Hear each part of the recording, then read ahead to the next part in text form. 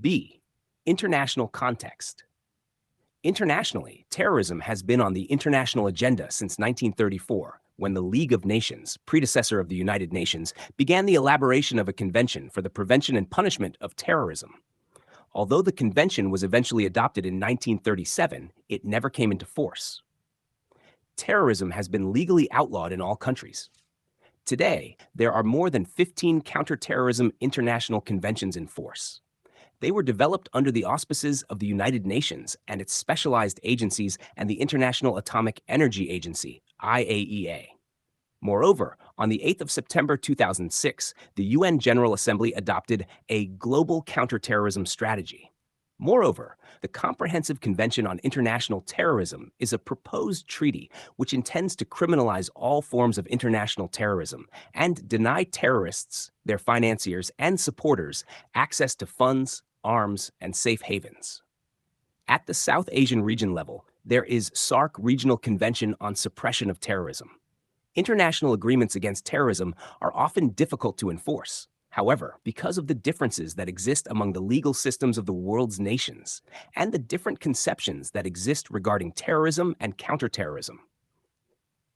2. Political dimension of counterterrorism. States as well as international governing bodies in which nation-states are represented have taken various measures politically to counter terrorism. Pakistan's context. Politically, there has been a political consensus for countering terrorism in Pakistan. There have been several parliamentary resolutions and all-parties conferences, APCs, on the subject of countering terrorism. After the APS attack in 2014, Pakistan's political parties agreed on a national action plan to counter terrorism in all its forms. International context. Internationally, there has been a U.S.-led political campaign for generating consensus for countering terrorism at the political level. There have been several UN-brokered meetings and conferences to combat terrorism with practical measures. 3. Economic dimension of counterterrorism. Pakistan's context. According to the National Action Plan, the government of Pakistan is supposed to take measures against the economic support and financing of terrorism. The government of Pakistan has taken various steps to curb the financing of terrorism in Pakistan. International context. The Financial Action Task Force, FATF, and groups like Asia Pacific Group, APG, are working at the international level to curb the financial support of terrorism.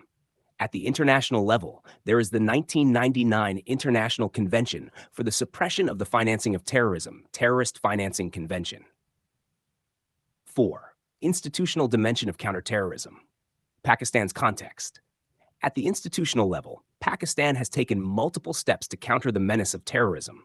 Some of them include A. National Counterterrorism Authority, NACTA, B. Counterterrorism Wing of the Federal Investigation Agency, FIA, C. Provincial Counterterrorism Departments, CTDs, and Counterterrorism Force, CTF, D. Anti-terrorism courts, E. Military courts. International context. In the United States, a comprehensive USA Patriot Act, the Uniting and Strengthening America by Providing Appropriate Tools Required to Intercept and Obstruct Terrorism Act, was passed to intensify surveillance against terrorist activity, create the Department of Homeland Security, and institute exceptional measures to detain and try terrorist suspects in military tribunals.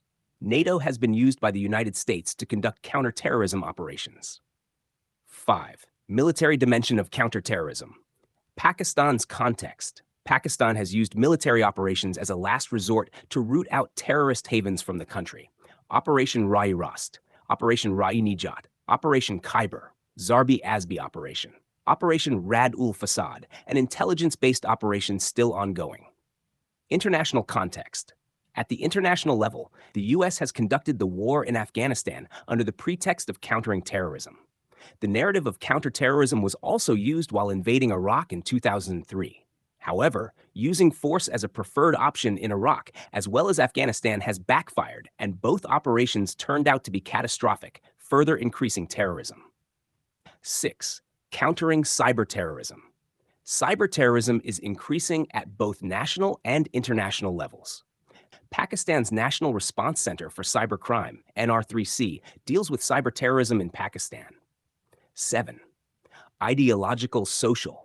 there has been the least focus on the ideological and social dimension of counterterrorism at both the national and international levels. There is a need for framing an effective counter-narrative against terrorism.